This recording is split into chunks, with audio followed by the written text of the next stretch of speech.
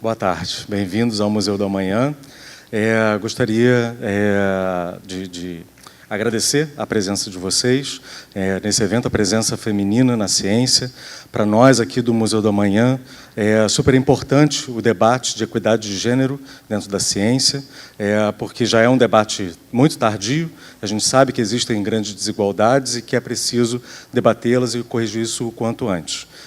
Aqui dentro do Museu do Amanhã nós temos dois pilares éticos, a sustentabilidade e a convivência. E a convivência para a gente é a possibilidade de construir amanhãs plurais, amanhãs onde todos possam ter voz e oportunidades iguais. E para isso que essa temática é super importante, convido Meg, nossa pesquisadora aqui do Museu do Amanhã, para falar de por que essa temática é tão importante aqui para o museu. Obrigada, Léo. Bom, pessoal, primeiro quero agradecer a presença de todo mundo aqui no museu. É sempre muito prazeroso para a gente ter, enfim, vocês, discutir esse assunto. E, como o Léo disse, esse é um tema muito caro para nós. E a gente nem precisa dizer que, num mundo machista, dificilmente a gente teria uma ciência igualitária, enfim, com um equilíbrio de gênero, digamos. Então, a gente traz muito essa temática aqui para o nosso dia a dia no museu, porque coisas muito absurdas acontecem e continuam acontecendo. Assim. Então, processo seletivo para entrar em cargo de pesquisa, que as mulheres normalmente precisam ter um currículo muito melhor do que os dos homens para poder, enfim, competir, digamos, em par de igualdade. Isso já foi, enfim, observado por vários estudos, muita gente já constatou isso. Enfim, são artigos, notícias que a gente lê no New York Times. Outro dia eu estava lendo sobre como que a licença paternidade beneficia muito o homem, porque o homem fica mais competitivo, porque ele consegue escrever mais artigos durante o período que ele devia estar cuidando da criança. Então, assim, é complicado.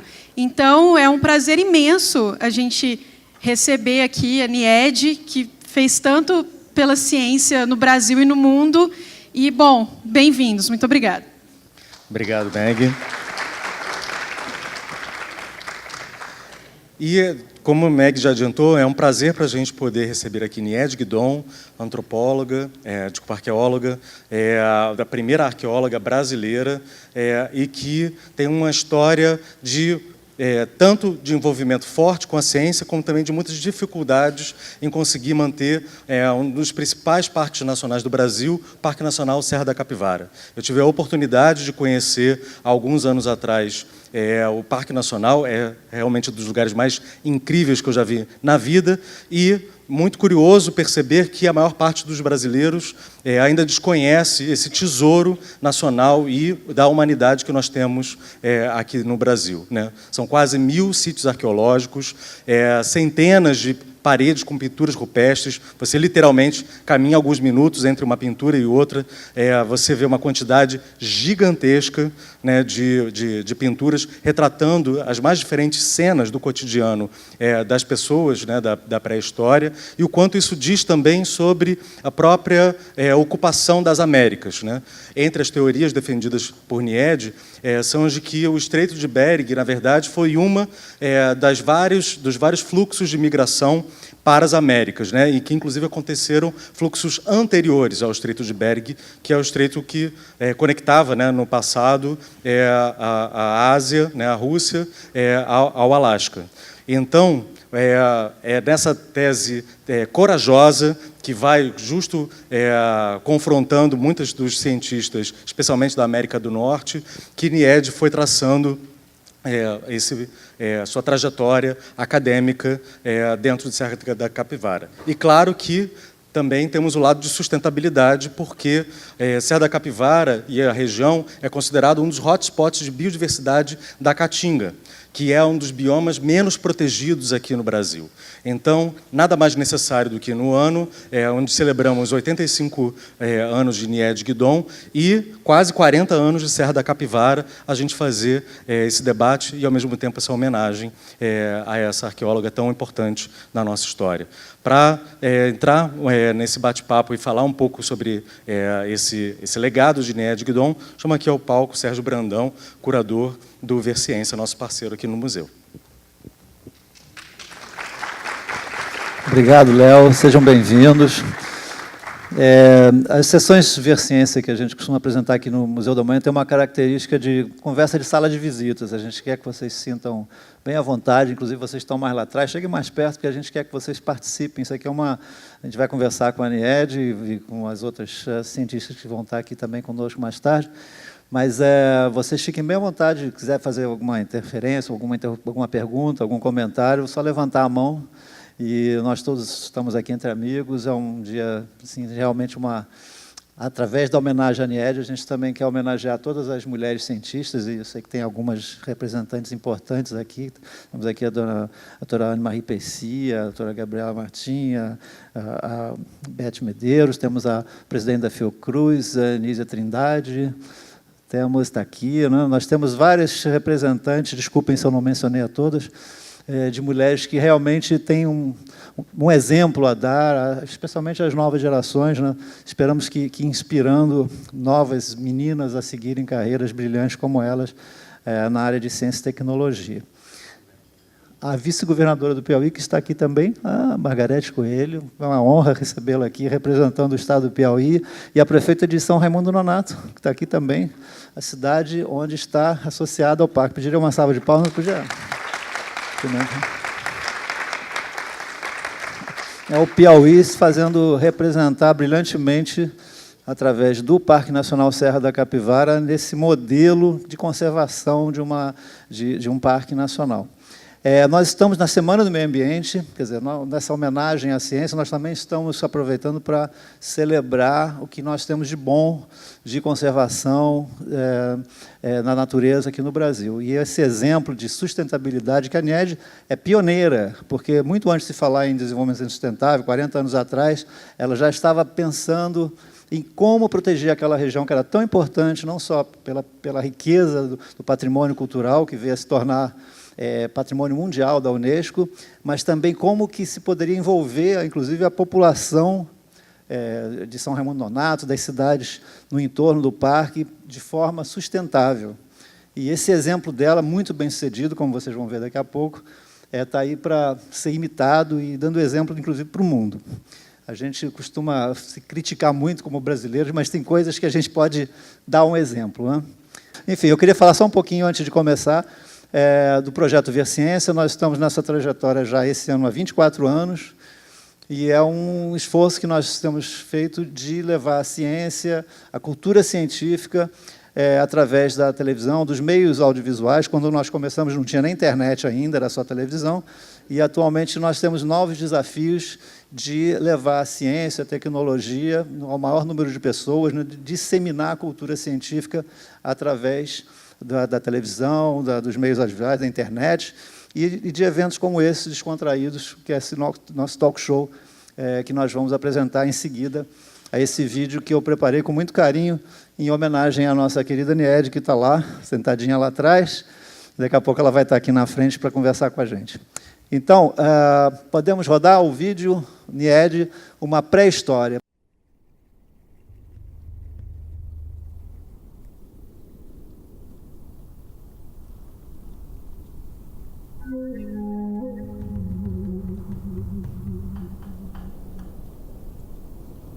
Parque Nacional Serra da Capivara, sudeste do Piauí. Criado em 1979 e ampliado em 1990, o parque abrange uma área de proteção ambiental de 1.350 km², pouco maior do que a cidade do Rio de Janeiro. Situado numa fronteira entre duas formações geológicas de uma época remota em que o mar chegava até aqui, no atual semiárido do interior do Nordeste, o parque é uma das principais áreas de proteção da fauna e flora específicas da Caatinga. Essa paisagem deslumbrante guarda um dos mais preciosos tesouros culturais da humanidade. A maior concentração de sítios arqueológicos com pinturas rupestres do mundo, além de registros de presença humana dos mais antigos das Américas. Não foi por falta de motivos que, em 1991, a Unesco inscreveu o parque na lista do Patrimônio Mundial.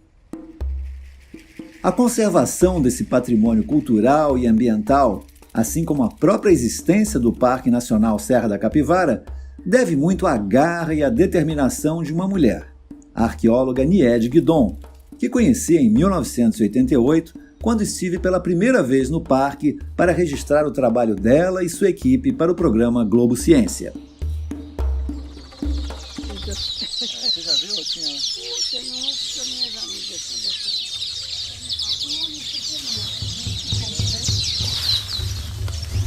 30 anos depois da minha primeira vinda aqui na Toca do Boqueirão da Pedra Furada, esse sítio arqueológico fantástico, com milhares de pinturas rupestres, eu estou de volta para fazer um balanço, uma entrevista, fazendo um balanço das descobertas e realizações da doutora Nied Guidon. O abrigo natural formado por estas rochas de arenito atraiu para este local muitas e muitas gerações de caçadores pré-históricos, que deixaram suas pinturas como registro de sua presença e seus estilos de vida. Nas escavações feitas aqui, foram encontrados utensílios de pedra lascada, ossos de animais e restos de fogões primitivos com datações de até 50 mil anos. Depois de 10 anos de pesquisas e descobertas aqui no sítio da Toca do Boqueirão da Pedra Furada, a preocupação da doutora Nied Guidon agora é com a conservação desse sítio para que ele possa ser estudado e admirado por gerações futuras. Como é que a senhora está fazendo esse trabalho de conservação? Estamos transformando o sítio em um museu a céu aberto. Obtivemos a colaboração da Fundação Banco do Brasil. Já construímos esses muros de arrimo que impedem o desabamento dos cortes que ficaram da escavação, que preserva aquela parte lá em cima, que é a parte mais antiga, que está ainda debaixo de blocos, que poderá ser escavada no futuro, quando existirem tecnologias mais avançadas. Vamos construir uma passarela que levará o turista perto, na mesma altura das pinturas, mas a 2 metros, para não poderem ser tocadas. 3 décadas se passaram, estamos aqui, a doutora Nied e eu, no mesmo lugar, aqui no sítio do Boqueirão da Pedra Furada. Nied, esse tempo todo o parque se consolidou, o Museu do Americano se consolidou. Qual é o balanço que você mesma faz dessas vitórias, dessas realizações que você fez aqui? Bem, eu acho que a Serra da Capivara é realmente uma coisa especial, não é? Estamos trabalhando aqui, agora já completamos 45 anos de pesquisa na região e continuamos descobrindo coisas, sítios novos, novas escavações descobrem coisas importantíssimas, de maneira que realmente é uma riqueza arqueológica única. Você praticamente mudou a teoria da ocupação do continente americano, apesar de muita polêmica e tem pessoas que ainda não aceitam, né? Mas é inegável, né? Porque todo esse trabalho... Mas agora aceitam. Este ano, 2017, nos Estados Unidos, encontraram um sítio que foi escavado e que deu uma datação de 130 mil anos. Hoje, os Estados Unidos têm o sítio mais antigo das Américas. E no México foi encontrado o esqueleto de uma jovem, foi datado de 17 mil anos e a análise do DNA mostrou que ela tem DNA asiático, dos grupos que vieram da Bering, pela América do Norte, e africano, dos grupos que vieram da África aqui para o Nordeste. Bom, a sua pesquisa, desde o início, você já dizia, a gente gravando aqui, que aqui pelo menos 50 mil anos tinha, né? Porque... Nós chegamos aqui na Pedra Furada, na base, a datação mais antiga foi 102 mil anos. Então agora nós temos 130 mil anos nos Estados Unidos, 102 mil aqui, 125 mil no Chile e 33 mil no Uruguai. Quer dizer, a história da dispersão do Homo sapiens através do mundo Mudou muito. Foram feitas descobertas também na região do Pacífico, quer dizer, o homem se espalhou, inclusive hoje se sabe que já o Homo erectus tinha se espalhado pelo mundo. Quantos sítios arqueológicos você já desenvolveu, já pesquisou aqui no parque? Atualmente nós estamos com 1.200 e alguma coisa, com 945 com pinturas e gravuras. E é a maior concentração de pinturas rupestres do mundo? Do mundo, exatamente. Não existe nada igual no mundo. E além do mais, são sítios com uma quantidade muito grande de pinturas. Só aqui na Pedra Furada nós temos mais de 1.000 pinturas, 1.000 figuras, não é? Eu fui à Austrália, fui ao Canadá e vi sítios, por exemplo, que também são sítios patrimônio da humanidade, que tem 5, 10 figuras desenhadas. Né? Agora, o mais impressionante é que a grande maioria dos brasileiros não conhece esse patrimônio da humanidade, está aqui no Piauí, né? Isso aí, como é que você se sente assim, você que está aqui há 45 anos pesquisando? O problema aqui é o acesso, que é muito difícil, não é? Foi construído um aeroporto internacional que foi iniciado em 73 e só foi inaugurado em 2015, fim de 2015. E além do mais tem várias deficiências, como por exemplo não tem um depósito de combustível e os únicos voos que vêm para cá são de aviões pequenos que vêm de Teresina. Porque também quando fizeram, apesar de ser um aeroporto internacional, fizeram a pista muito curta, depois aumentaram um pouco, mas não o suficiente. Nédia, uma coisa que me impressiona muito, eu que estive aqui 30 anos atrás, é que tudo que você disse que ia fazer, inclusive essa passarela, as muitas passarelas que você fez para os turistas virem conhecer e poder observar de perto as pinturas sem tocar, né? Tudo isso que você planejou aconteceu. No caso do Museu do Homem Americano, nós estivemos juntos, quando estava ainda começando a construção, a gente chegando lá e você dizendo aqui vai ser isso, tudo aconteceu, tudo funciona e você enfrentou muitos desafios, falta de recursos e você lutando, você com uma capacidade de realização, essa batalhadora que você é. E agora você está começando o novo Museu da Natureza, que é um espetáculo também, né? Que a gente está vendo, já está ficando quase pronto, né? E como é que vai ser o Museu da Natureza? O Museu da Natureza não vai haver um outro igual aqui na América, não. Ele vai mostrar a região como era, quando era aqui o mar ainda, depois então todo o movimento tectônico levantando a serra e as mudanças da natureza que nós pudemos com as nossas pesquisas demonstrar, que até 9.000 anos atrás, aqui a região, no alto do Planalto nós tínhamos a floresta amazônica e aqui na planície a Mata Atlântica. Quer dizer, por isso que havia tantos povos vivendo aqui, tendo tempo para fazer essas pinturas, porque era uma região muito rica, com muitos rios, com faunas e floras diferentes entre os dois biomas, não é? De maneira que foi isso que possibilitou então a esses povos viverem aqui. Que somente quando chegaram os brancos, que então mataram os índios e daí acabou toda esta tradição que perdurou durante milhares de anos aqui, não é? Bom, uma das grandes riquezas também aqui dessa região, aqui do Parque Nacional da Serra da Capivara, é exatamente essa riqueza de fauna, de megafauna, né, que existia aqui. Exatamente. E você continua descobrindo, Continuamos descobrindo, mesmo agora nós estamos tentando retirar 2 preguiças gigantes que estão dentro de uma caverna 60 metros de profundidade, está difícil para tirar, que vão, todos esses fósseis que neste momento estão guardados, vão todos ser mostrados e exibidos no Museu da Natureza. Quer dizer, não só do ponto de vista da antropologia, mas da paleontologia, tudo. Todo esse museu. Ali vai ser tudo dedicado à natureza, à fauna, à flora e a essa megafauna que aqui existiu. Como todas estas rochas foram depositadas no mar, tem muito sal lá dentro.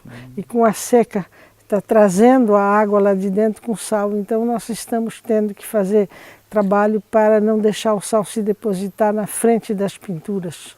porque senão as pinturas vão desaparecer. Agora, justamente até para evitar que se perca, né, esse registro, vocês estão fazendo um trabalho fantástico que é com o escaneamento em 3D de todas as pinturas. De todos os sítios. Isso também é raro no mundo. A doutora Marie Pessis está fazendo um escaneamento a laser em 3 dimensões. Ou seja, mesmo que alguma coisa se perca, e certamente muito vai se perder, pelo menos o registro dessas imagens totalmente guardado aqui. Fantástico, Niede, você realmente é da gente ficar... Eu não, é toda uma equipe, né? Somos muitas pessoas trabalhando para conseguir tudo isso. Mas a sua capacidade de liderança, a sua garra, a sua... E a cooperação da população local, né? Que foram as pessoas que nos mostraram esses sítios e que fazem o trabalho com a gente também até hoje. Estamos a caminho de um outro sítio arqueológico, um abrigo pré-histórico, onde a equipe da doutora Niede vem trabalhando atualmente, a Toca do Baixão do Perna. Nós estamos bem dentro do Parque Nacional da Serra da Capivara. Estamos bem dentro, esse aqui é o Baixão do Perna, e é bem no coração do parque.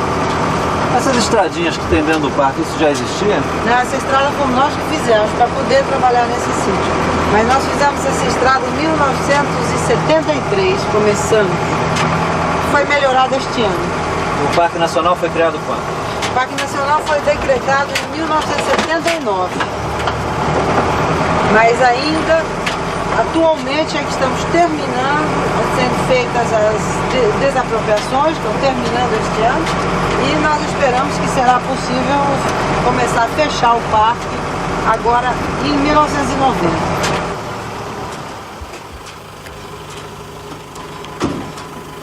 Esse abrigo aqui é excelente para preservar o homem que se instala da chuva, do sol e daquilo que nós pudemos ver pela escavação. Os grupos de caçadores deviam vir se instalar naquela parte plana ali e durante certas épocas, por alguma razão, devia haver uma frequência contínua aqui durante muito tempo, o que resulta em camadas muito espessas de carvão, de restos de comida.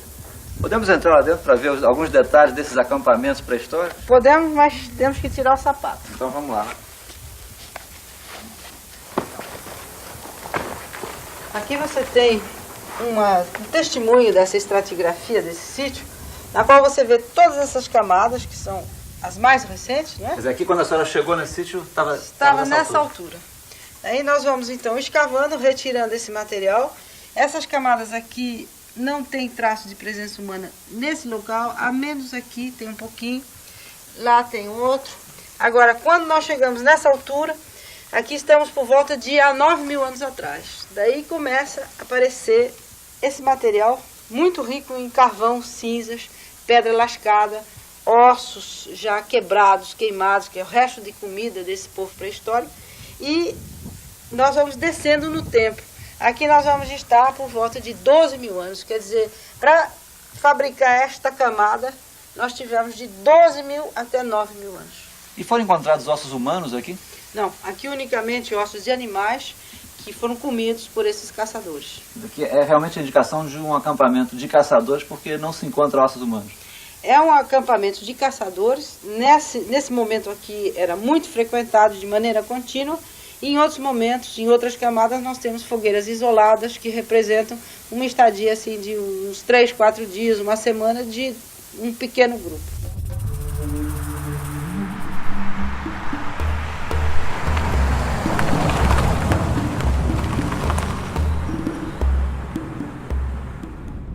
Então nós estamos indo para o sítio da Ilha do Boi. Ilha do Boi.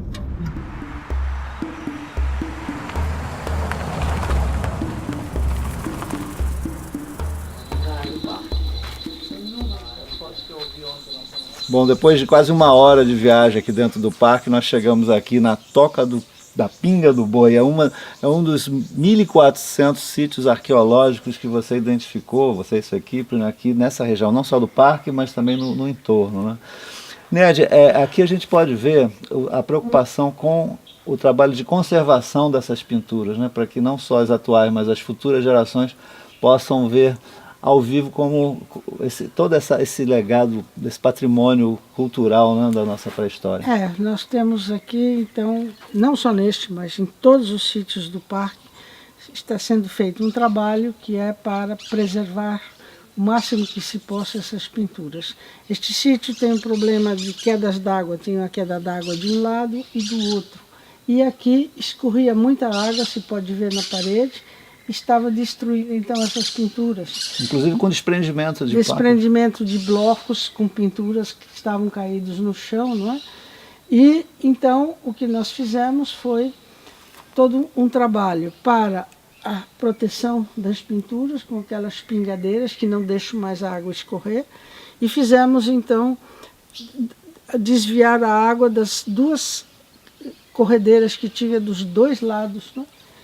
Que quando chovia escorria muita água por aí, então nós fizemos a proteção dessa água também para não destruir o sítio.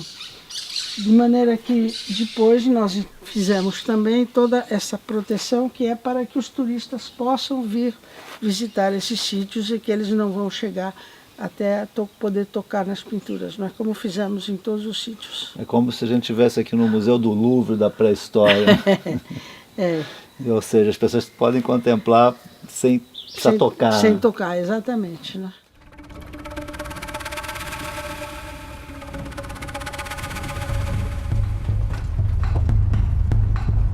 30 anos depois da primeira vinda aqui com você, a gente vê que o parque evoluiu em muitos aspectos. Quando você chegou aqui, praticamente não tinham caminhos até esse sítio. Não tinha, quer dizer, as primeiras vezes que eu vim até aqui, vim a pé, trazendo material em cima de jumentos, tinha que trazer água, comida e tudo, não é?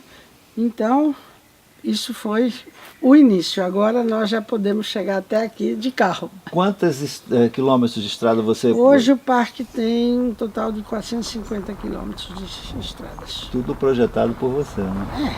Quer dizer, projetado pela equipe da Fundação, não é? A gente fez as estradas para que justamente os especialistas em conservação possam fazer a conservação dessas pinturas. E também o potencial turístico, né, de exatamente. Pessoas que têm interesse Agora aqui agora o turista pode vir visitar até estes sítios da Serra Branca. Aqui você, com a sua ajuda aqui, pode chegar até aqui, né? Então qualquer pessoa pode. Agora pode.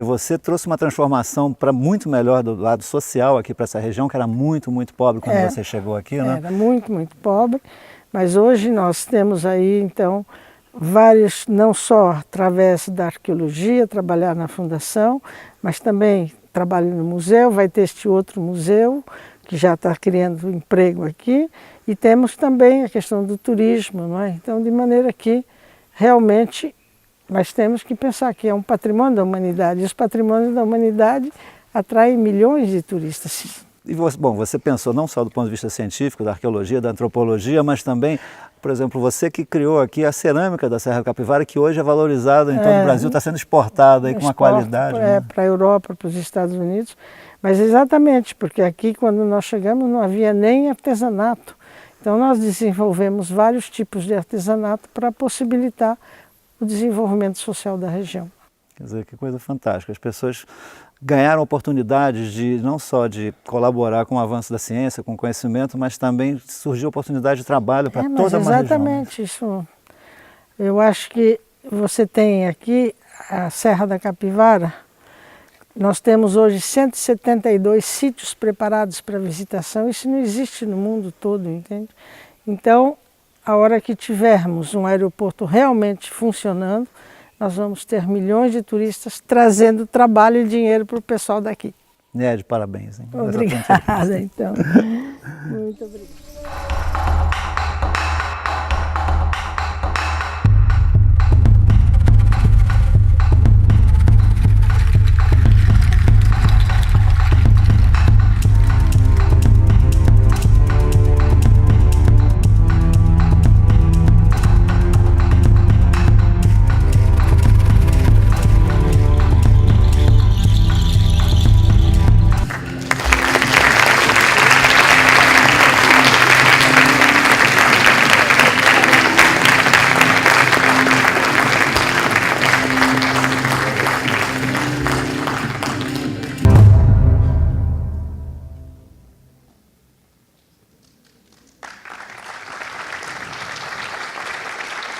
Agora, ao vivo e a cores, a nossa heroína, todo mundo de pé, ela merece essa homenagem.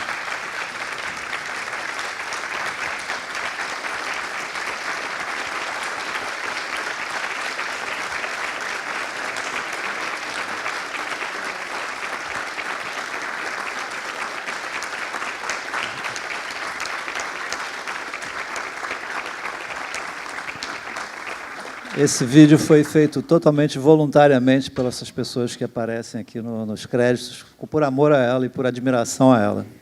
E a gente depois vai postar aí no YouTube, enfim, a gente quer que o trabalho da Niede seja visto, reconhecido pelo maior número de pessoas, porque realmente se tem uma coisa no Brasil que a gente pode se orgulhar é o trabalho dela. E como mulher, como cientista, quem acompanha, como eu, há 30 anos, eu fui muitas vezes lá filmar, gravar, ver de perto os desafios que ela enfrenta, são imensos. E, gente, como é que ela vai conseguir manter essa área? Esse parque só existe por causa dela. Pelo empenho dela em transformar aquela região que era paupérrima, abandonada, e pelo amor dela àquela região, aquele patrimônio, que hoje já começa a ser reconhecido, não, já começa não, quem conhece sabe o valor disso, mas pelo fato de ser um patrimônio da humanidade, e que realmente está faltando, além do aeroporto, é que os brasileiros reconheçam que nós temos realmente aqui no Piauí, né, nessa terra maravilhosa, um patrimônio fantástico que a gente sabe que vai dar continuidade e que a gente espera que, num prazo menor possível, que realmente o maior número de pessoas possa ter acesso e conhecer isso de perto. Então, Niede, a gente com você, a gente nunca consegue... Por isso que o título do vídeo é uma pré-história, porque é impossível resumir a Niede. O que falta falar aqui nesse vídeo sobre tudo que ela já fez e que ainda está fazendo e que ainda vai fazer, e quando ela diz que vai fazer, ela faz. Quer dizer, o Museu da Natureza, que é realmente um espetáculo. Eu falei, gente, como ela conseguiu? Aqui, lá no interior do Piauí, numa região de difícil acesso, dentro do parque, ela faz uma obra, um projeto, tudo da cabeça dela, e as coisas acontecem. Daqui a pouco vocês vão ver o parque, o Museu da Natureza, acontecendo como aqui, o museu que está dentro do Rio de Janeiro, como o Museu da Manhã, né? Então, o que ela diz que vai fazer, vocês podem escrever, vai acontecer. Não é, governadora? Niede, agora o microfone é todo seu para você até complementar o que faltou nesse vídeo. Eu gostaria até que você falasse do trabalho educacional que você desenvolveu naquela comunidade, que a gente não teve tempo de incluir no vídeo, que foi um trabalho de escolas. Ela criou escolas de tempo integral durante anos. Muitas das pessoas que hoje são arqueólogas e trabalham lá no Museu Dom Americano começaram como na escola pública, de uma região muito pobre, e que ela criou essas escolas com apoio, inclusive, da Missão Francesa, da Itália. Né? Então, conta um pouquinho dessa história, de como é que foi esse projeto educacional e por que ele terminou.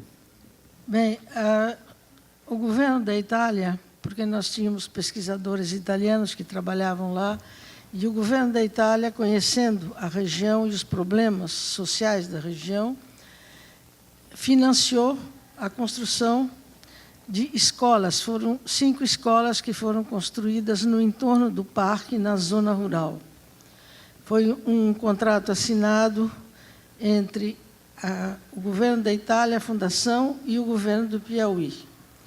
E a Itália se comprometeu a, então, construir as escolas, formar os professores, mantê-las durante 5 anos. E, depois disso, então, competiria ao governo e às prefeituras locais manterem essas escolas. A Itália, então, formou professores todos da região, foram formados por especialistas que vieram da Universidade do Estado de São Paulo, que formaram, então, todas essas pessoas. As escolas eram grandes, com dormitórios, porque havia crianças que moravam muito longe, que então ficavam na escola de segunda a sexta. Os professores também ficavam na escola. Eles tinham 3 refeições diárias e tinham aula o dia todo. Inclusive, tinham aulas também de artes, de pintura, de música, de maneira que eles estavam se formando para poder integrar uma sociedade desenvolvida, como deve ser a cidade dessa região, que tem este patrimônio cultural e científico deixado pelos homens pré-históricos. Bem, depois de 5 anos, então, a Itália terminou o contrato e, infelizmente, por razões financeiras, nós nos vimos com as escolas sem recursos, que o governo, naquele momento, não tinha condições de mantê-las. Mas, então, a Fundação conseguiu o apoio do Banco Itaú, e daí, durante mais 5 anos, nós conseguimos manter essas escolas. Mas, depois, infelizmente, elas foram fechadas.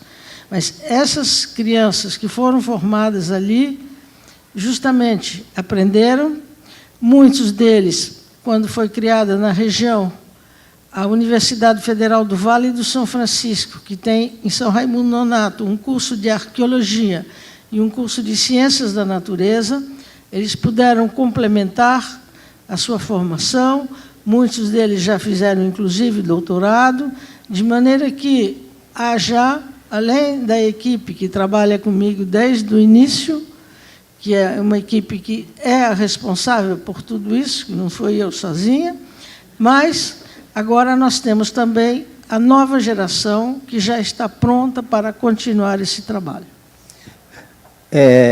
Essa é só uma parte da história. Vocês viram a cerâmica da Serra da Capivara, que hoje, como ela falou, está sendo até exportada, é uma coisa maravilhosa, que também foi treinada. Conta um pouquinho como é que surgiu essa ideia, porque você, além das escolas, você criou a cerâmica da Serra da Capivara, você criou toda uma iniciativa de apicultores também na região. Eram pessoas que viviam da caça ali no parque, então muitas dessas atividades que eram prejudiciais até à conservação do patrimônio ambiental e cultural, ela conseguiu dar ocupação, treinar, educar essas pessoas. Fala um pouquinho mais também de como é que surgiu a questão da cerâmica da Serra da Capivara. Bem, o que acontece é que,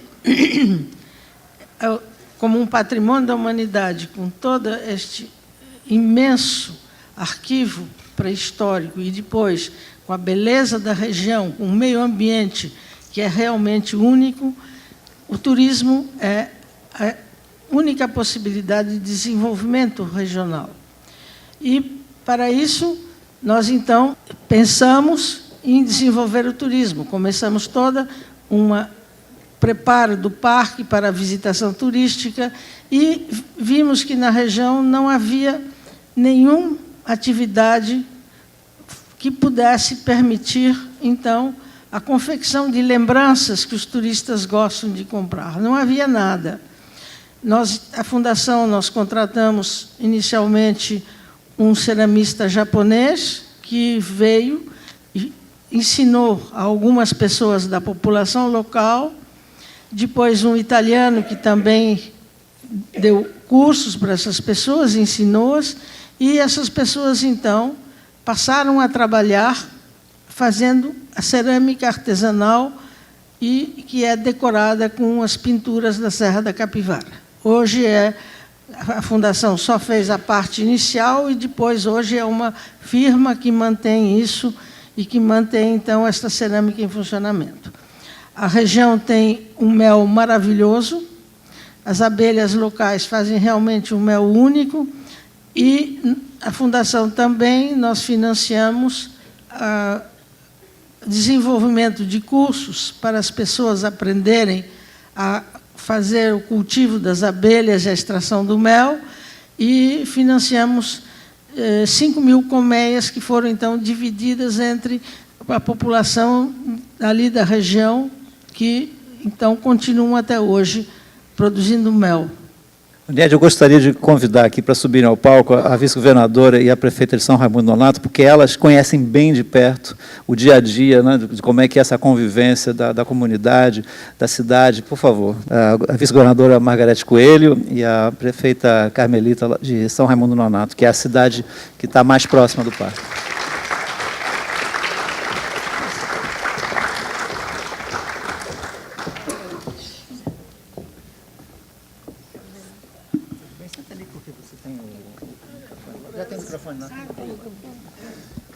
Então, a palavra, vice-governadora, primeiro, como é que o Estado do Piauí vê esse empreendimento da Anied, o papel dela para a região e como é que vocês veem o futuro disso?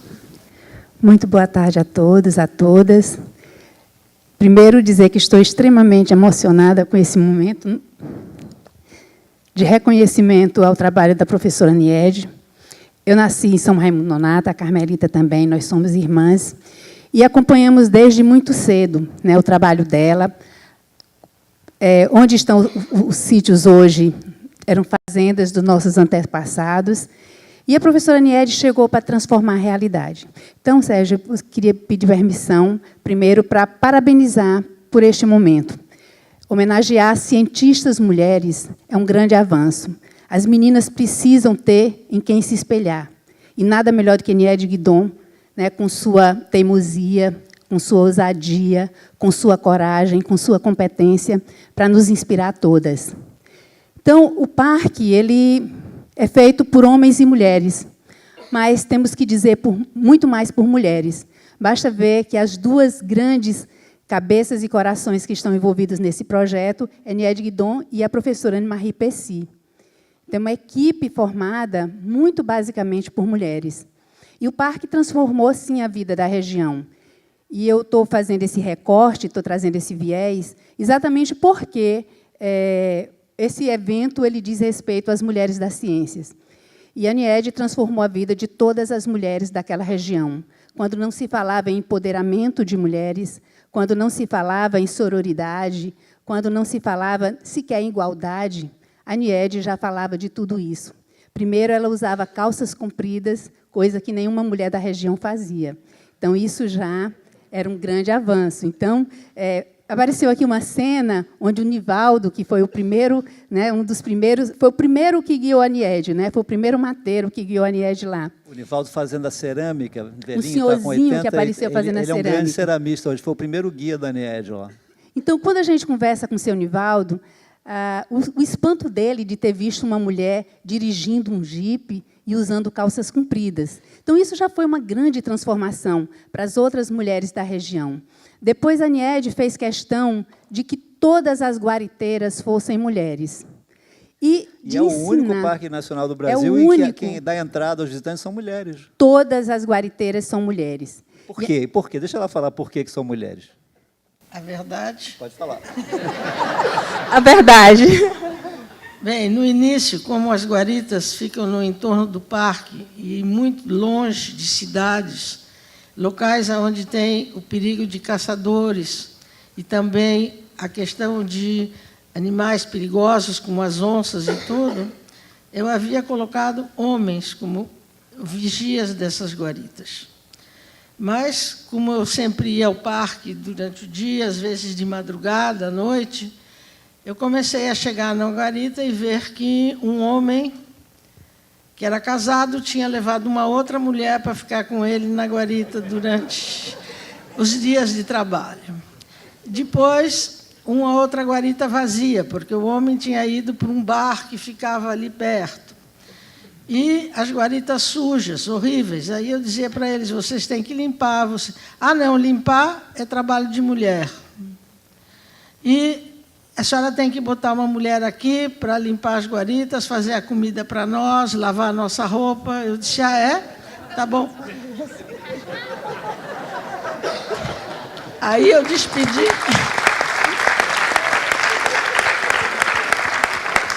Despedi todos e coloquei mulheres. E hoje, todos que vão lá dizem que as guaritas estão muito limpas e belas. E a simpatia delas, quando vocês chegam no parque, é inigualável. Ela fez uma escola de mulheres que tomam conta do parque, que não tem em outro lugar do mundo, eu acho, não é desse jeito. Mas vamos continuar a história. Bom, ela não vai contar o que é que ela fazia quando uma mulher faltava o trabalho porque havia apanhado do marido. Isso ela não vai contar aqui. Mas precisa em pleno contar. Museu do Amanhã, ela não vai contar isso. Então, ela ensinava... Agora vai ter essa história importante. O que você fazia? Bem, algumas dessas senhoras que trabalhavam para a gente, às vezes eu via que elas chegavam feridas, com machucaduras, e eu dizia, mas meu marido me bateu.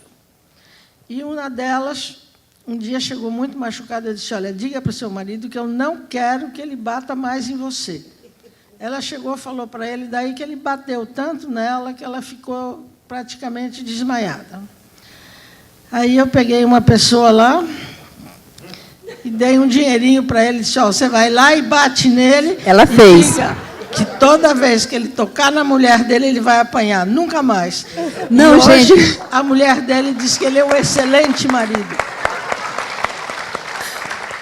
Na nossa terra, isso chama pisa conversada.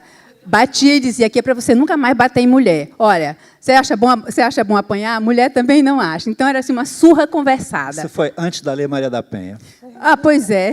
Mas a Lei Maria da Penha, infelizmente, só protege a mulher dentro de casa. É uma lei também, de um certo ponto, machista. Me desculpem os que são fãs da lei, mas ela tem esse defeito, sim. Tanto é que ela protege a mulher da violência doméstica. Ou seja, doida fica em casa, porque doida na rua, né, a gente não pode cuidar. Mas, enfim, a história da professora Niede, como eu dizia, ela é uma história em que, hoje, ver todo esse reconhecimento, eu acho que, na verdade, quando algumas pessoas dizem que a professora Niede descobriu o parque, eu prefiro mudar essa frase e dizer que a professora Niede e o parque se encontraram. Porque o parque estava lá. Foi um encontro extremamente feliz para todos nós, para a professora Niede e também para o Parque Serra da Capivara. Claro que o parque estava lá, mas eu tenho absoluta convicção, diante de tudo que nós vimos aqui e da história que eu acompanhei, né? Eu comecei a ver o parque desde o início, ouvi as histórias da professora Niede desde criança. Então, assim, não tão criança, né? A professora Niede não é tão mais velha que eu. Mas, e a gente sabe, a gente sabe que, hoje, quem chega ao parque se surpreende, porque jamais espera ver aquilo que há no parque. O parque é inteiramente planejado. O parque tem mais de 300 quilômetros de estrada dentro dele, estradas que estão lá há 30 anos, e que até hoje não se destroem, porque ela fez um sistema de escoamento d'água perfeito. Toda a água que cai no parque é aproveitada e passa por filtros naturais e é armazenada, e aquela água serve para os animais do parque. O parque tem bebedouros para insetos, para abelhas, para animais silvestres. Tudo é uma coisa da cabeça dela. Tudo da cabeça dela. É uma coisa tão impressionante, de cada detalhe, de cada cuidado. Você vê um parque desse, o Boqueirão da Pedra Furada, qualquer pessoa com acessibilidade perfeita. A professora Niede, ela reclama muito do nosso aeroporto. É uma grande luta, e eu tenho certeza que todos ficaram com vontade de me perguntar por que a gente não coloca o aeroporto para funcionar. Bom, esse aeroporto estava há 20 anos, nós conseguimos concluí-lo com todas as dificuldades, e era uma exigência do banco, do BNDES, para financiar o nosso Museu da Manhã. Então, nós fizemos mesmo um esforço hercúleo para concluirmos o nosso aeroporto. A pista realmente é mais curta, mas era do tamanho daquela pista menor do Santos Dumont, que, por exemplo, eu disse hoje em dia de chuva. Né, disse hoje pela manhã, naquela hora da maior parte da chuva. O problema é conseguir levar empresas até lá, é conseguir que a iniciativa privada coloque aviões. Nós subsidiamos o que pudemos, agora uma empresa que era pequena, não é nada do que a gente esperava, voo regional, mas, enfim, é muito complicado, porque nós ficamos naquela história, olha, não tem turista, porque não tem aeroporto porque não tem turista. Mas o aeroporto é lindo, vocês viram o formato de uma capivara, é um dos aeroportos regionais mais bonitos que eu conheço. Infelizmente, sem despertar o interesse da iniciativa privada. Mas, olha, professora Niede, eu tenho que trazer para a senhora os agradecimentos do povo do Piauí. E é um agradecimento que não cabe só em palavras e que não deve só de palavras. O parque é nacional, o parque é da humanidade, mas nós que somos piauienses, nós não abrimos mão de dizer que ele está lá, e que é, sim, um Louvre. Tem muito mais obras lá do que há no Louvre. São quase 2.000 sítios arqueológicos. São paredões enormes, parecem gibis inteiramente pintados, contando a história. Eu sei que a professora Niede, ela pesquisa o futuro, mas ela tem os pés muito postos no presente e os olhos muito voltados para o futuro. Então, uma das perguntas que nós fazemos mais, né, que a ciência mais faz, é de onde viemos, para onde vamos. O parque não responde. O parque não responde, mas o parque conta uma parte importante dessa história. A história da nossa chegada, a chegada do homem às Américas. E ver isso hoje reconhecida, a teoria da professora Niede reconhecida, né? As dificuldades que ela passou para ser reconhecida, tem que aumentar a nossa responsabilidade. Não é responsabilidade só do povo do Piauí, é uma responsabilidade de todos nós brasileiros. Nós fizemos uma pesquisa e 40% das pessoas que moram no entorno do parque não conhecem o parque. Então, é sempre uma questão de dizer, olha, o parque é distante, o acesso é difícil, mas quanta gente nós conhecemos que vai a Dubai e passa 12 horas, que vai ao Japão, passa 24 horas? Nós temos um aeroporto e temos boas estradas. Pode, sim, pegar um carro e ir de Teresina, são 540 quilômetros. É longe? É, mas o parque vale muito a pena. A pesquisa da professora Niede vale muito a pena. Então, o meu depoimento é um depoimento extremamente otimista e de dizer à professora Niede, da nossa obrigação de trabalhar e de apoiar essa obra. Eu sei que o parque passa por dificuldades financeiras enormes. Tenho a impressão que, esse ano, os poucos recursos que chegaram ao parque foi com muita dificuldade do governo do Estado do Piauí. Quando nós assumimos, o parque tinha uma situação extremamente desconfortável. O parque estava num momento de crise institucional, de crise financeira. Nós conseguimos fazer um outro arranjo institucional. Hoje, o Estado do Piauí, através de convênios, enfim, contribui, de uma certa forma, muito aquém do que o parque precisa e merece. O IFAM também entrou nessa parceria, porque antes havia uma certa... ficava aquela interlocução entre o ICMBio, que é quem dirige todos os parques do Brasil, com a exceção do Sete Quedas, né, que é Itaipu, e Serra da Capivara, com essa parceria com a Fundam. E ficava aquela queda de braço entre o ICMBio e a Fundam. Agora, com mais parceiros, há mais interlocutores. Fica mais fácil da gente fazer política institucional em favor do parque. Então, a palavra que eu trago é de um extremo agradecimento, de reconhecimento e de dizer que a gente não pode só olhar para a Niede e dizer muito obrigada. É muito pouco. A gente precisa trabalhar muito mais por o parque. Eu acho que essa é a forma de agradecer.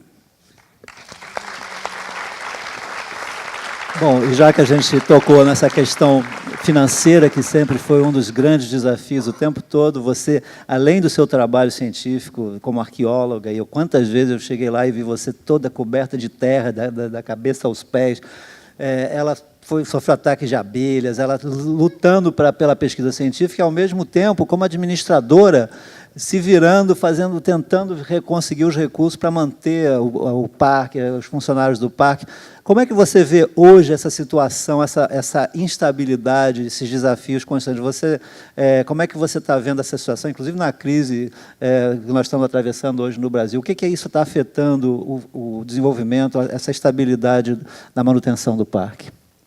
Eu acho que, na realidade, tudo isso é um reflexo um pouco das dificuldades pelo qual o país está passando.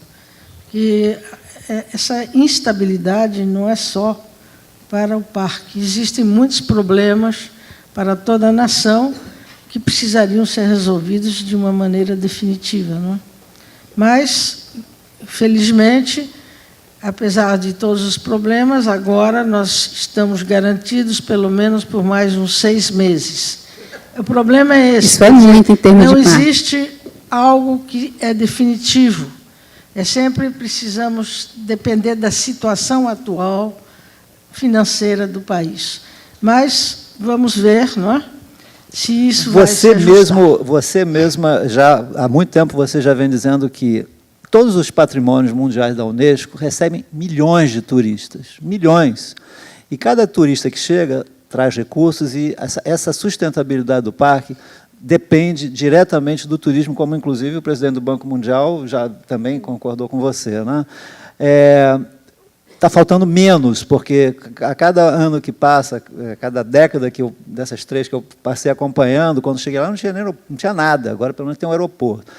Também falta hotel de 5 estrelas para atrair os turistas que vêm da Europa, que, inclusive, a vontade seria que eles pudessem descer já diretamente lá no Piauí, né? E não falta turismo qualificado para isso e trazendo recursos para a região.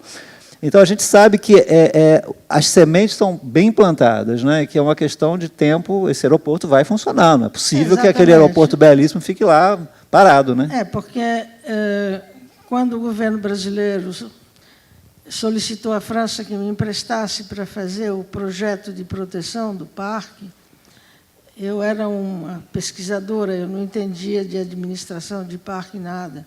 Então, eu fui visitar vários patrimônios da humanidade no mundo. Austrália, Nova Zelândia, fui ao Canadá, vários locais do mundo. Na África. E o que eu vi até na África, quando é um parque declarado Patrimônio da Humanidade pela Unesco, a primeira coisa que o governo faz é construir um aeroporto para acesso, hotéis de 5 e até de 6 estrelas, de maneira que atrai milhões de turistas. Geralmente, os parques Patrimônio da Humanidade recebem 50 milhões de turistas por ano. A Serra da Capivara, em 2015, recebeu 26 mil, e em 2016 já desceu para 16 mil. Quer dizer, é uma questão, porque os hotéis não são bons, e as pessoas que se interessam pelos patrimônios da humanidade, em geral, são pessoas já de uma certa idade, não são jovens. Então, para chegar até lá é muito difícil, a viagem realmente é desconfortável. De maneira que, enquanto nós não tivermos essas condições, nós não teremos um número de turistas. Agora, pensem um pouco, porque o governo da África do Sul, por exemplo, faz imediatamente toda essa infraestrutura para receber milhões de turistas, porque trazem dinheiro para o país. Quanto o Brasil não ganharia, quanto o Piauí não ganharia se nós estivéssemos recebendo milhões de turistas? E a Serra da Capivara é conhecida no mundo mais do que no Brasil. Inclusive, agora no mês de janeiro, a revista Mammoth Trumpet, que é a revista oficial da Universidade do Texas, publicou na capa uma fotografia da Serra da Capivara, dizendo a maior galeria de arte das Américas. E, no artigo, tinha uma frase que dizia: não há nada no mundo igual à Serra da Capivara. Quer dizer, os americanos dizem isso e os brasileiros não aproveitam isso que eles têm.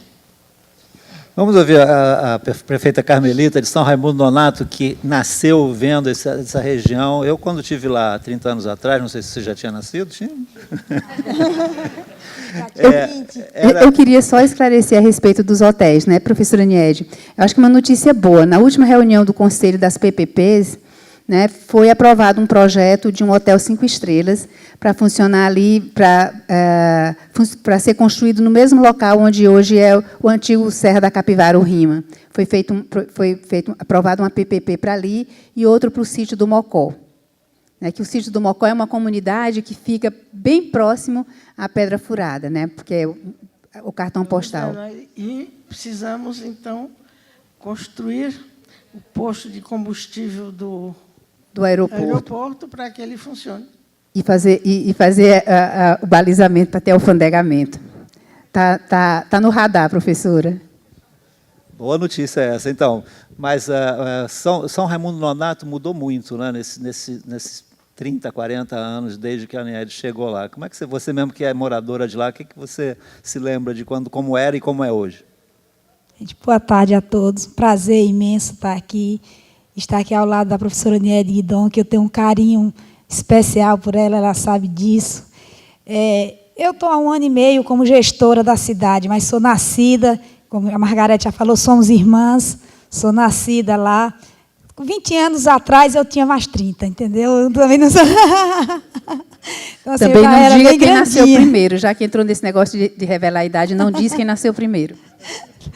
Não vou dizer não, vou ficar calada, mas a população dá para notar, né?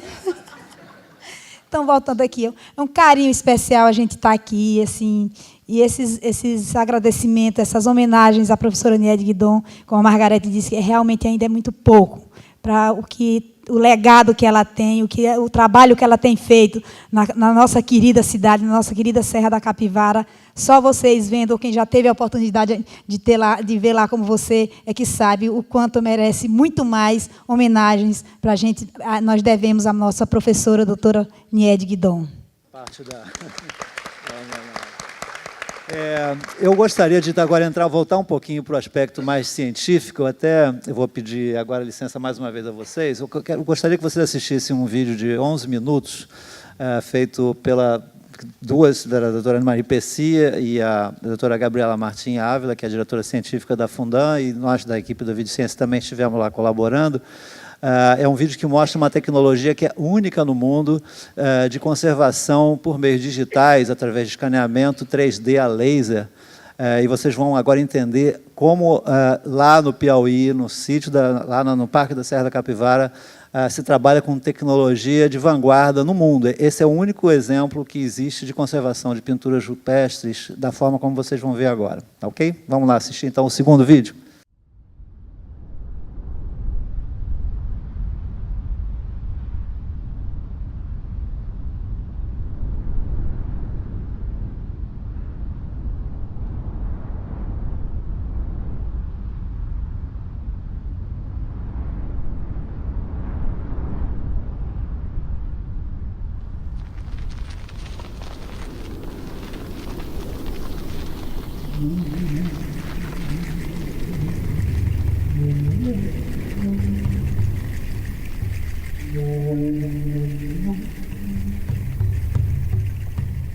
Na região nordeste do Brasil, o Parque Nacional Serra da Capivara abriga centenas de sítios arqueológicos, com pinturas e gravuras rupestres realizadas por povos pré-históricos.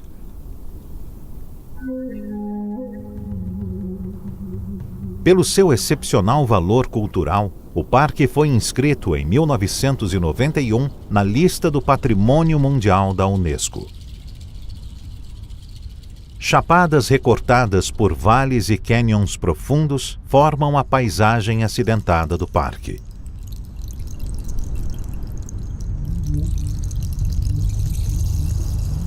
Para os grupos humanos pré-históricos, os desfiladeiros eram os caminhos naturais. Nas escarpas encontravam abrigos, e nas paredes desenhavam figuras, testemunhos de eventos passados.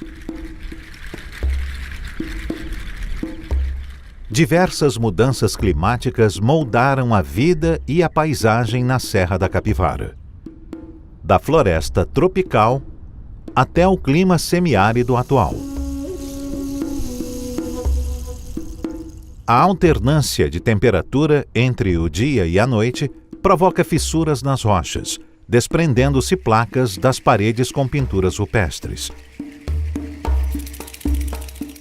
O estado de conservação dos sítios arqueológicos depende da sua exposição aos diversos agentes de degradação. Os danos causados pelos impactos ambientais apagam as imagens do passado, que estão desaparecendo para sempre. Para conservar esse patrimônio, a Fundação Museu do Homem Americano utiliza técnicas de documentação tridimensional georreferenciada, registrando os sítios com pinturas para obter arquivos digitais de suas superfícies.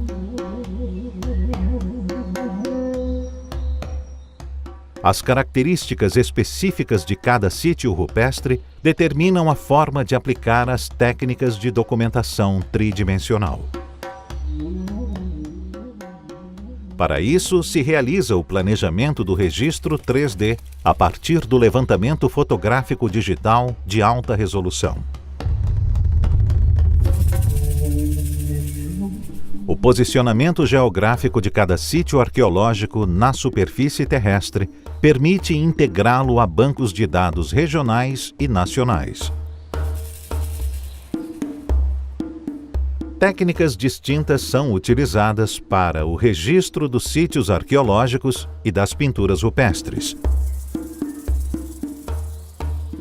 O escaneamento por varredura a laser com precisão milimétrica é utilizado para o registro dos sítios e de grandes objetos. As pinturas são escaneadas por luz estruturada, técnica que permite a captação de múltiplos pontos de uma única vez, o que garante a precisão micrométrica do objeto estudado.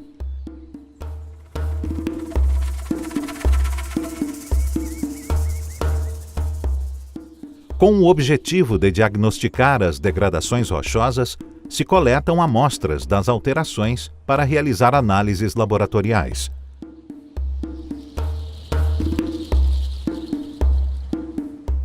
Os resultados das análises físico-químicas das pinturas são integrados à plataforma de dados e agregados ao conjunto de informações de cada sítio.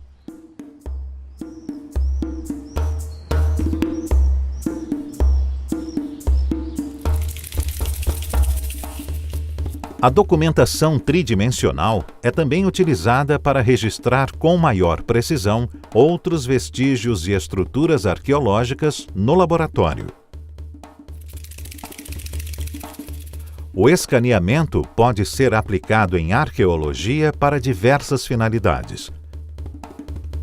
Os resultados geram modelos que podem ser analisados de acordo com as necessidades da pesquisa, como a análise de pinturas rupestres e a produção de réplicas.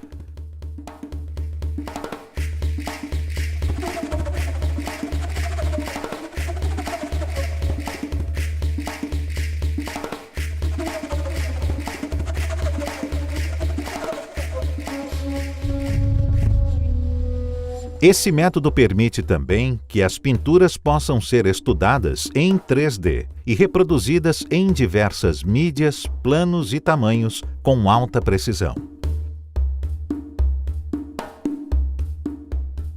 Integrados a um sistema de informação geográfica, os dados arqueológicos podem ser acessados e utilizados na pesquisa.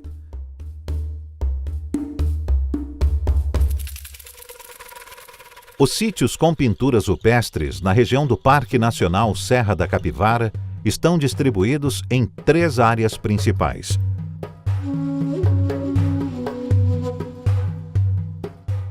Atualmente, 20% dos abrigos já foram documentados com a tecnologia de escaneamento 3D.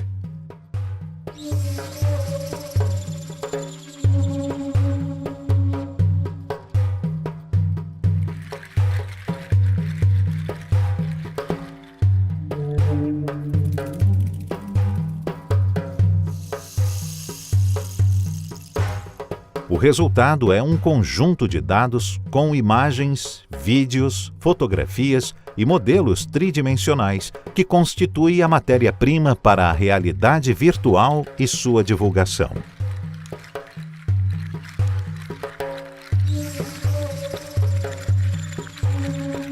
As técnicas utilizadas permitem o monitoramento dos agentes de degradação e o planejamento de ações preventivas para a conservação.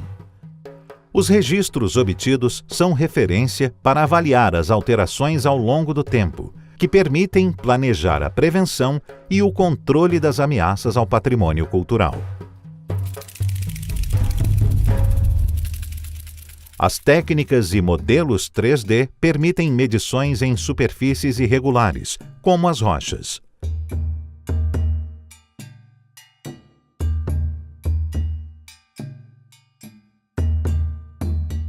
Viabilizam a integração de imagens bidimensionais a uma projeção tridimensional e a medição da profundidade das figuras no espaço representado.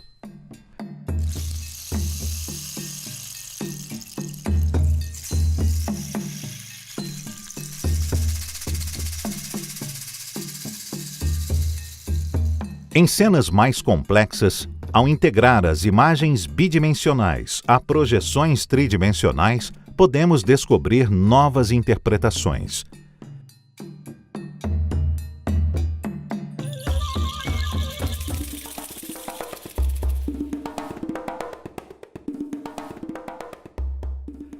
Em princípio, observamos uma cena de caça.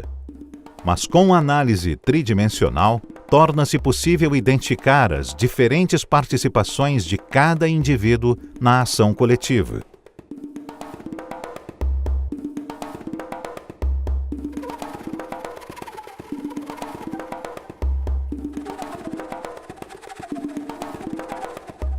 Permite também perceber as distâncias entre as figuras humanas e o animal sob diferentes pontos de vista, marcando assim a dinâmica da ação.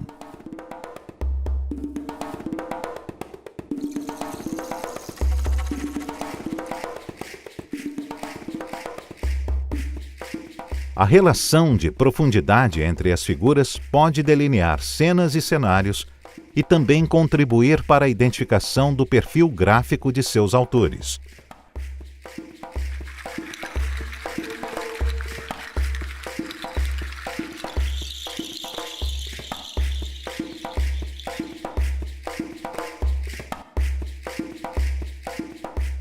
Quantificar a frequência e distribuição no espaço e no tempo de tamanhos, cores e outros atributos das figuras pré-históricas abre a possibilidade de novas interpretações fundamentadas.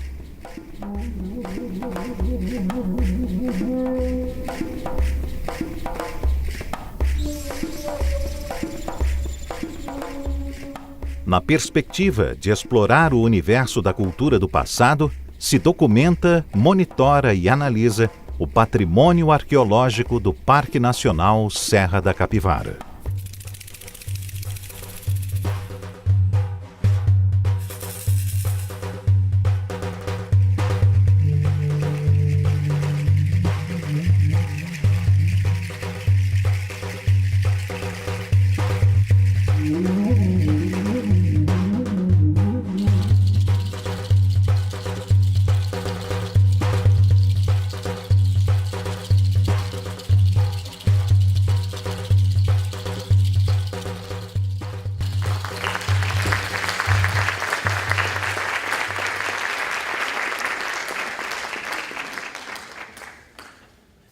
Tonani Parrepecia é uma das maiores estudiosas de pinturas rupestres do mundo, e ela tem esse trabalho admirável que vocês viram aí, que é pioneiro, esse escaneamento 3D georreferenciado, quer dizer, cada pintura está referenciada no exato local no planeta Terra, que poderá ser estudado para sempre, né? Então, podia falar um pouquinho, atualizar um pouco o que faltou nesse vídeo, explicar o que você gostaria de complementar.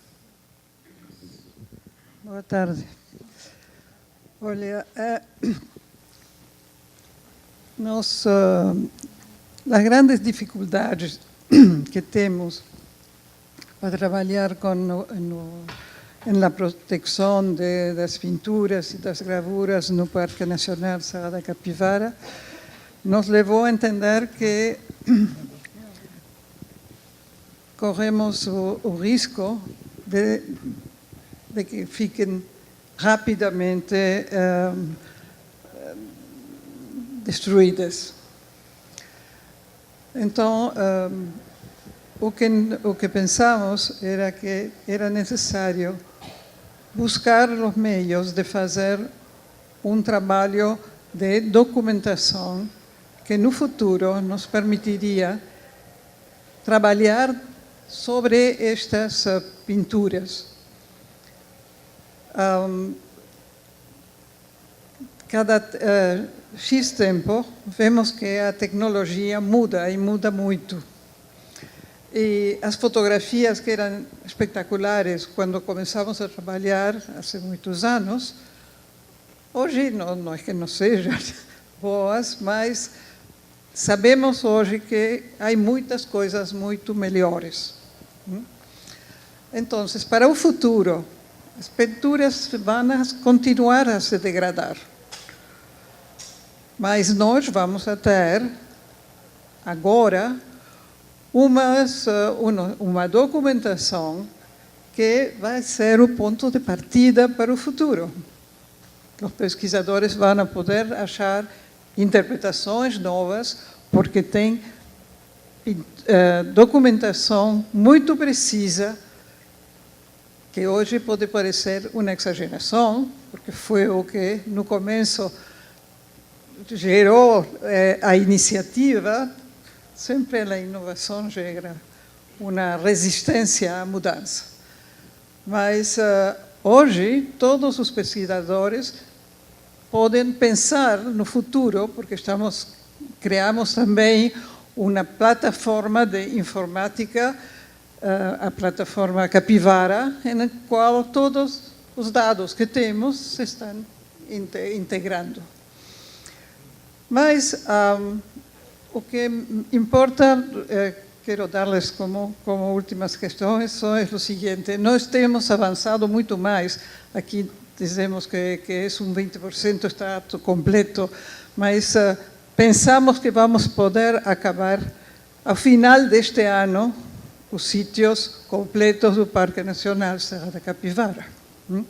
E isso sim é importante, porque de agora para frente, como foi possível comprar o equipamento que dispomos hoje, vamos a poder continuar a registrar as novas descobertas. Isso é uma questão. Uma segunda questão que queria falar para vocês é que quem faz isso? Como chegamos a isso? Existia uma equipe de Espanha que fez uma réplica do sítio de Altamira. Mas essa réplica foi uma réplica do sítio, quer dizer, da estrutura rochosa. E como foram as pinturas? As pinturas foram muito secundárias. Então, não se fez a documentação. Por quê? Porque se trouxeram pessoas, muitos eram chineses, faziam umas pinturas as mesmas, claro que as mesmas, mas não eram as mesmas, entende? Então, se vocês vão a estes lugares, o que vocês vão ver não é realmente a documentação. Hoje, vão dizer, bom, que uma pintura mais, uma pintura menos. Hoje podemos dizer isso, mas amanhã não será possível dizê-lo. Nós vamos a deixar, e isso é uma primeira vez que se faz, vamos a deixar aqui no Brasil uma documentação única da pré-história, de lo que é a história da pré-história. Porque estas imagens são a primeira maneira, não, de guardar uma memória. E a terceira coisa que queria dizer é uma que também me é muito cara. Quem faz isso hoje, aqui? São pessoas que nós temos formado e que são de São Raimundo Nonato. Então, isso é muito importante. Alguns são de São Raimundo Nonato, outros são daqui, todos são do Nordeste, entende? Estas mesmas pessoas agora vão de um lado para outro para fazer um sítio aqui, outro sítio lá, em uma equipe de 5 ou 6 pessoas. E fazem um trabalho hoje excepcional. Não é menos em nada do que se pode fazer em qualquer lugar do mundo. Isso sim é importante, porque eles também vão formar no futuro uma continuidade de quê? Da precisão, da matemática, que vai no futuro permitir fundamentar as informações que se fazem muitas vezes rapidamente e sem fundamento, ou o fundamento que nós queremos. Na realidade, está, neste momento, produzindo uma mudança da arqueologia. A arqueologia está muito mais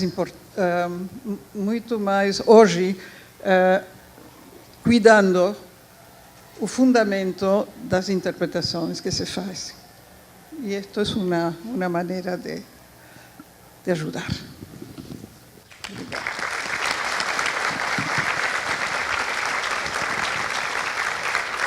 Maria Maria e a doutora Gabriela Martim Ávila, diretora científica da Fundan, que são realmente, assim como a Nied, apaixonadas pela ciência, duas mulheres cientistas que servem também, assim como a Nied, de inspiração para tantos jovens.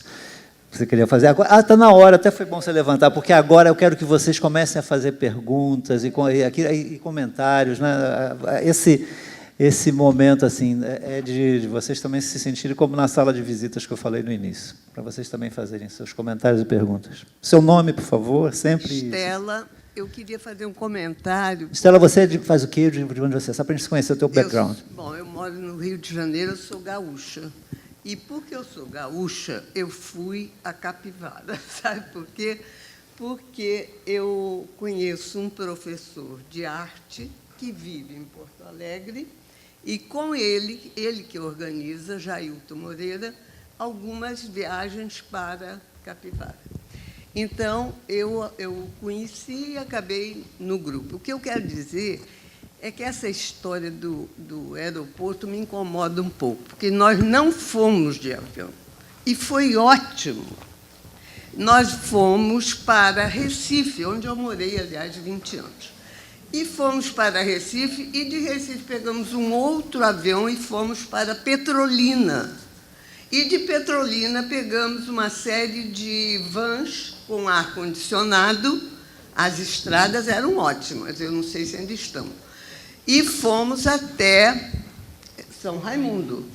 E São Raimundo tem hotéis que podem não ser 5 estrelas, mas são 4, mas são 3, e foram ótimos. Então, eu acho que a gente tem umas dificuldades outras, além do aeroporto. E essa dificuldade da gente se meter e se jogar e fazer coisas que a gente faz. Na Europa, eu fui há pouco tempo. Na Europa, eu conheço as grutas e etc., mas há pouco tempo eu estava no México e falei no grupo que estava comigo, vendo aquelas maravilhas, em Serra da Capivara. Ninguém nunca nem tinha ouvido falar em Piauí, quanto mais Serra da Capivara. E eu dizendo quantas coisas bonitas e boas eu tinha visto, e que inclusive, escrevi para todos os professores lá: procurem Serra da Capivara, no Piauí, no Brasil. Então, eu acho que há uma dificuldade, que aí é um problema da gente pensar, nós mesmos brasileiros, o que nos dificulta tanto meter as caras e chegar lá. Porque eu realmente tive... Petrolina é uma cidade excelente de Pernambuco, tem tudo o que você quiser. E de lá nós fomos em estradas ótimas, tinha um trecho péssimo, que parece que continua péssimo. Mas, enfim, é possível. Então, eu vi essas coisas todas maravilhosas, sem avião. Só isso que eu queria dizer.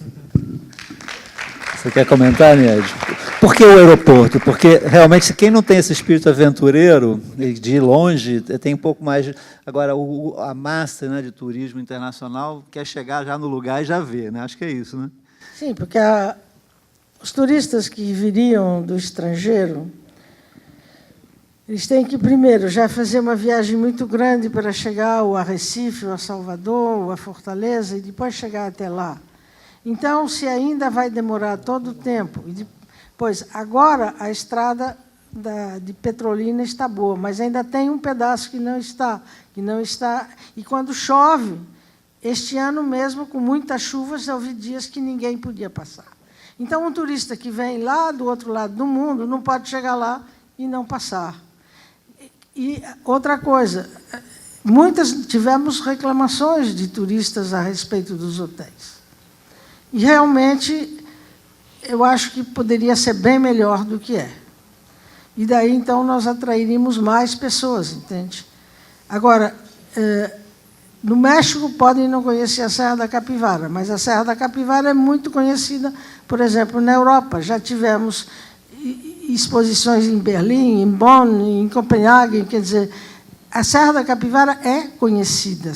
Estou lhe disse a vocês desse artigo na Universidade do Texas, na revista da Universidade do Texas. Então, eu acho, já tivemos muitos visitantes até do Japão. Eu acho que a gente tem que pensar nisso tudo e tentar melhorar a situação.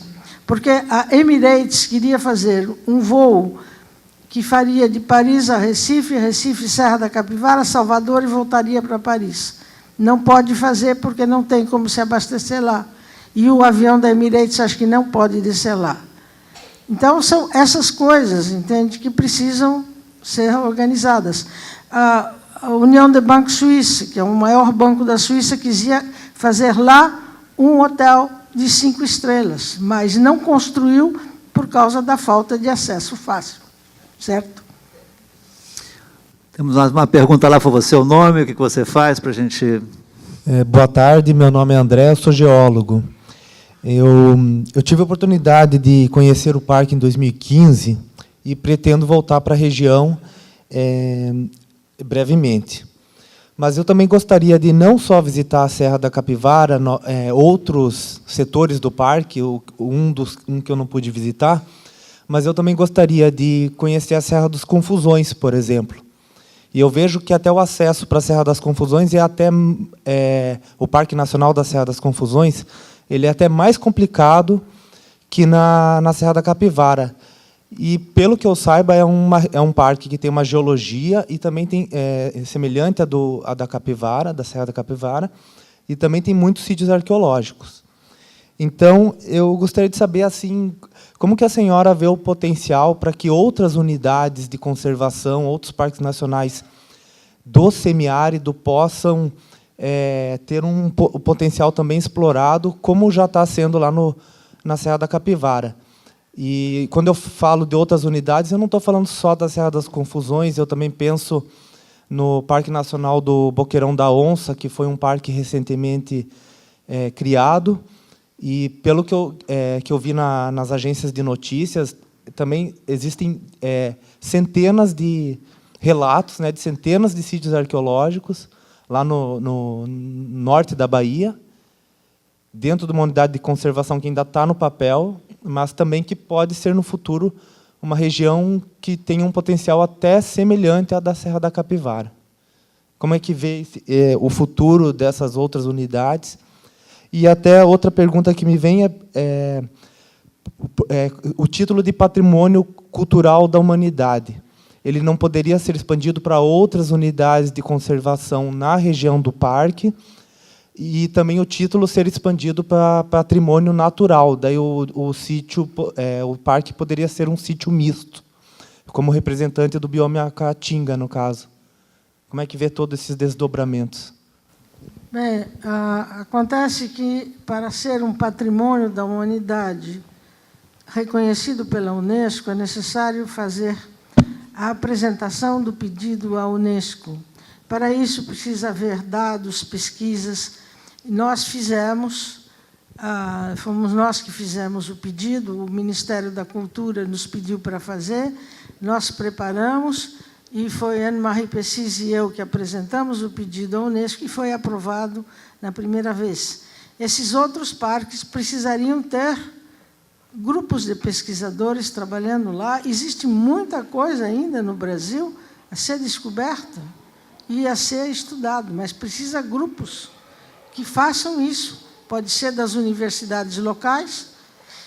Então, precisaria haver um movimento que deveria ser organizado pelo IFAM, que é o responsável pela preservação do patrimônio cultural brasileiro, e daí, então, fazer o que se fez na Serra da Capivara, fazer a pesquisa e proteger tudo, e daí pode-se, inclusive, pedir à Unesco a declaração de patrimônio mundial.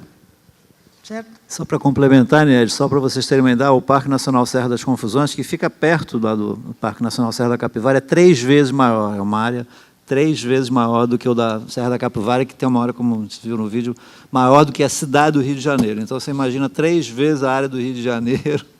Quantas NED precisaria, NED? Mas também tem um patrimônio, porque ela também já identificou sítios lá. A Gabriela, a professora Gabriela, pode falar. Eu vou me dirigir a vocês, não estava na minha intenção, eu vim somente porque a minha amiga Niede Guidon era homenageada e não podia faltar.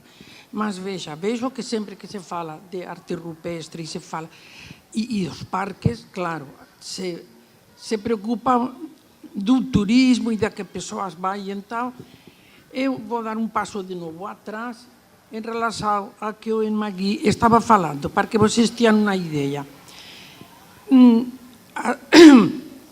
As pinturas, deixem que dê uma chegadinha à Espanha, mas as pinturas rupestres que se chamam de arte levantino, que são as pinturas que inclusive quando as primeiras pinturas começaram a ser descobertas no Brasil, o espanhol Valentín Calderón de la Vara, da Bahia, fez um comentário que lhe lembravam muito as pinturas levantinas. Pois bem, todas as pinturas levantinas, que são da região leste da Espanha, é patrimônio mundial. Aparece outra em outra região que seja da mesma categoria, da mesma estrutura, é patrimônio mundial. Ou seja, lá existe. Existem estradas, existem hotéis e existem avião, existe todo. Mas as pinturas estão desaparecendo. Vejam, Tanto, olha, faz 2 anos ou 1 ano e meio, em Magui Pessis e eu fomos a uma exposição no Museu de História Natural em Madrid para ver um fato muito interessante. O sistema de cópia que se fazia na época, estou falando dos anos 20 do século passado, não existiam os plásticos, que eram aqueles que começamos nós a usar. Se fazia com papel manteiga e pintores com muito cuidado se fazia o que se podia fazer na época. Se faziam fotografias que também não era tan... E se desenhava. Então, isso que se chamam decalques, esses decalques foram expostos no Museu de História Natural faz um par de anos, de pinturas do Levante, a chamada pintura levantina, que lembra muito as nossas daqui, não? Muitas delas já não existem. O que se conservou foram esses decalques. De maneira que, estou falando desse detalhe, porque hoje, por exemplo, o Vale da Valtorta, que é um vale que tem umas pinturas, assim, uns painéis, tinha, porque hoje você vai, tem um museu, tem uma reprodução, livros, todo maravilhoso. E você vai lá e visita, mas não visita as pinturas. Se quer visitar, vai, mas não vai ver mais nada. Nós temos feito algumas visitas. Aqui sobre um guerreiro, aqui tem um veado, aqui... Ou seja, estão desaparecendo. E esse é um problema do mundo inteiro. Tanto que, por exemplo, a caverna de Altamira está fechada. Depois de ter sido fechada, e está passando também com Lascaux, fizeram a chamada neocaverna, as pessoas, e abriram de novo a verdadeira para 5 pessoas por dia, que chegam todos paramentados, fechados, como se fossem a fazer uma cirurgia. Até isso está prejudicando as pinturas. Imagina as pinturas que estão ao ar livre, e que levam chuva, e que levam... De maneira que o Brasil ainda tem tempo de salvar as suas pinturas, com esses sistemas mais modernos, escaneamento, terceira dimensão, um bocado de coisas que muitas vezes dizem, e eu, olha, se nós somos de outra época, vão fazendo o pessoal mais jovem que nós não vamos a nos meter mais nisso, que não entendemos nem queremos entender e temos raiva de quem entende. É verdade, mas para isso estão os jovens, para isso estão os aparelhos, para isso está quem se formou, e o Brasil tem ainda tempo de salvar os arquivos com essa plataforma Capivara. Outros países não têm.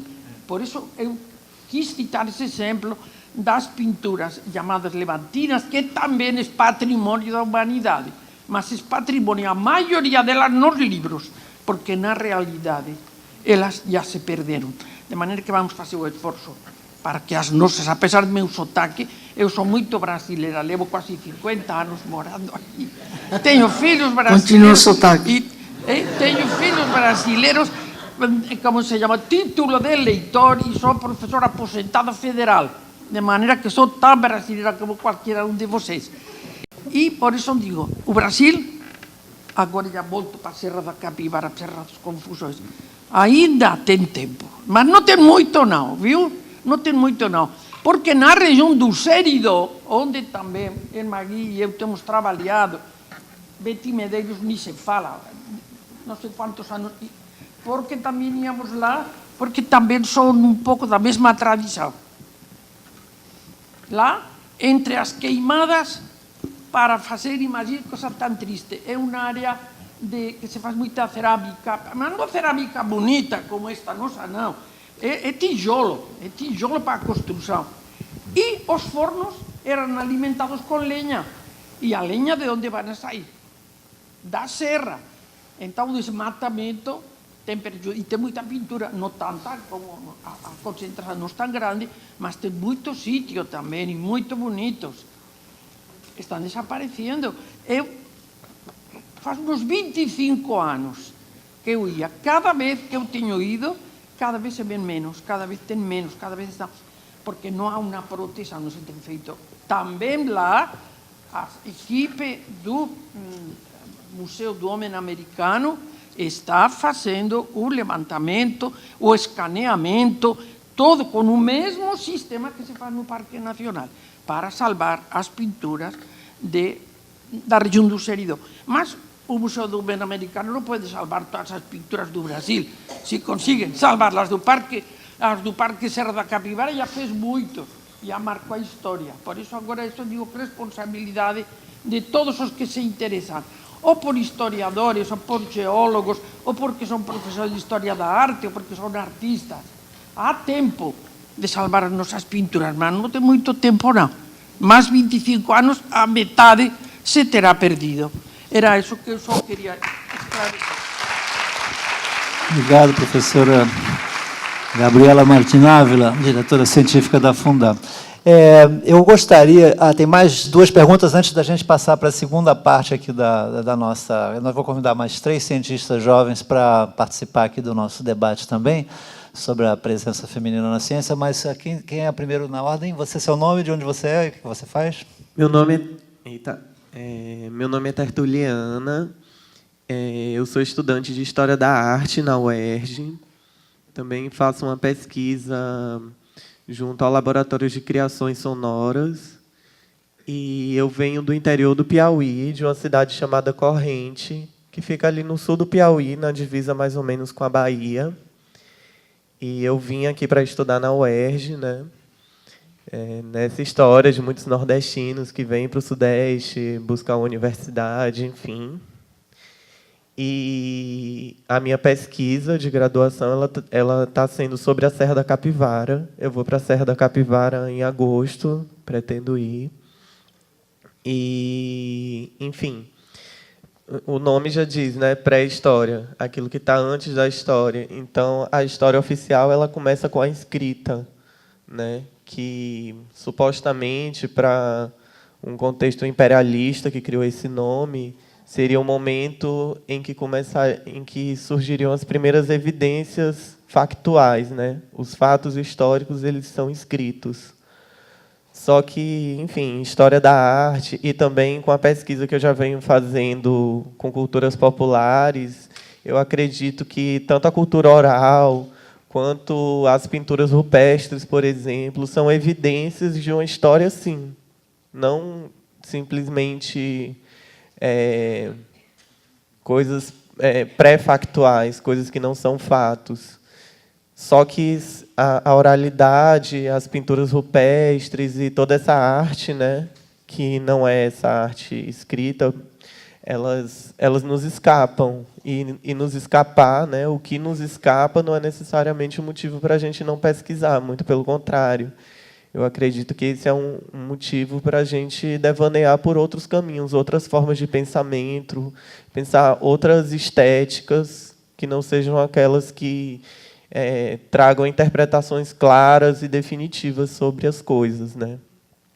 E, enfim, enquanto vinda desse estado, né, de uma cidade ali próxima, que é a cidade de Corrente, eu acredito que o nosso estado assim vive uma situação de precariedade muito grande, por ser o estado brasileiro com mais pessoas analfabetas no Brasil e ser o segundo estado mais pobre do Brasil. Para mim, fazer uma universidade no Sudeste é um grande privilégio, apesar de toda a xenofobia que a gente sofre aqui no Rio de Janeiro e de todas as dificuldades que a gente passa aqui também. E eu queria saber, assim, porque eu já iniciei na minha cidade essa pesquisa de lendas, histórias, que explicam fenômenos da natureza, que explicam não, mas que dialogam com esses fenômenos da natureza, que dialogam com a questão dos rios, né? O nome da minha cidade é Corrente por causa do rio Corrente, que é um rio que, como o Rio Doce e uma série de outros rios, né, nós estamos vivendo cenários de fluvicídio. Então, em todo o Brasil, todo o território nacional, nós vivemos essa problemática que é o fluvicídio e que é o esgotamento, né, das nossas riquezas naturais, como no meio do Cerrado, no meio da Caatinga, né, vai existir a possibilidade de se erguer uma cidade, de se viver em comunidade, através, muitas vezes, dos rios, né? Então, por isso que muitas cidades têm nomes de rios. Então, a minha pesquisa, ela se passa um pouco, eu, enquanto uma pesquisadora, travesti, né, estar nesse lugar fazendo esse tipo de pesquisa já é uma questão. Então, achei super pertinente pensar essa presença feminina. E a minha pergunta é um pouco sobre o início, de quando vocês chegaram para fazer essa pesquisa.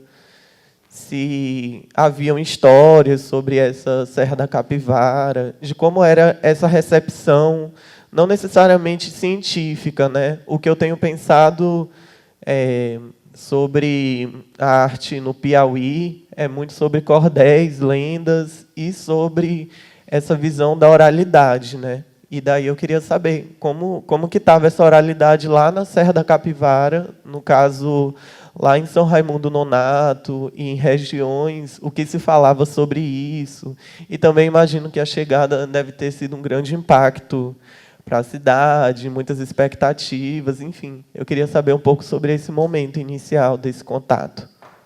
Como é que foi a menina Néd Guidon chegando lá na Serra da Capivara, inspirada, o que depois passou, se dedicou a sua vida toda praticamente a concentrada ali, complementando a pergunta da nossa amiga.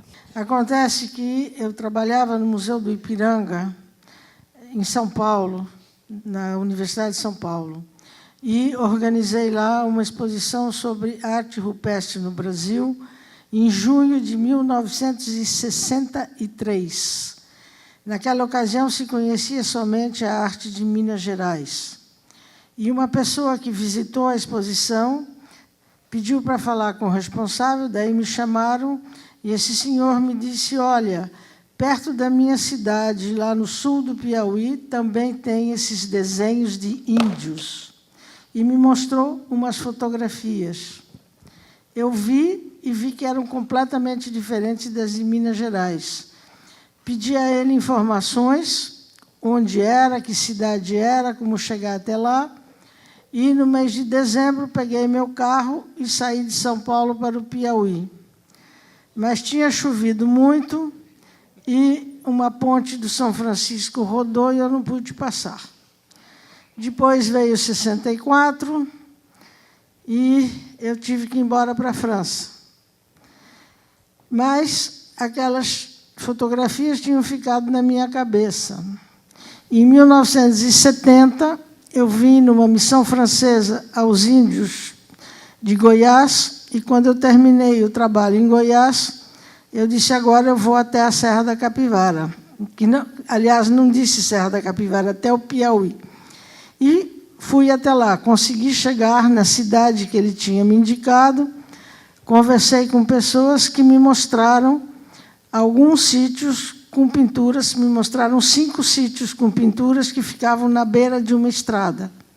Eu fotografei e foi então que eu consegui, com essas fotografias, recursos na França para vir fazer uma pesquisa, e vim em 73, Em 73, eu vim com os meus alunos e nós conseguimos, em um mês de trabalho, fotografar cerca de 100 sítios com pinturas.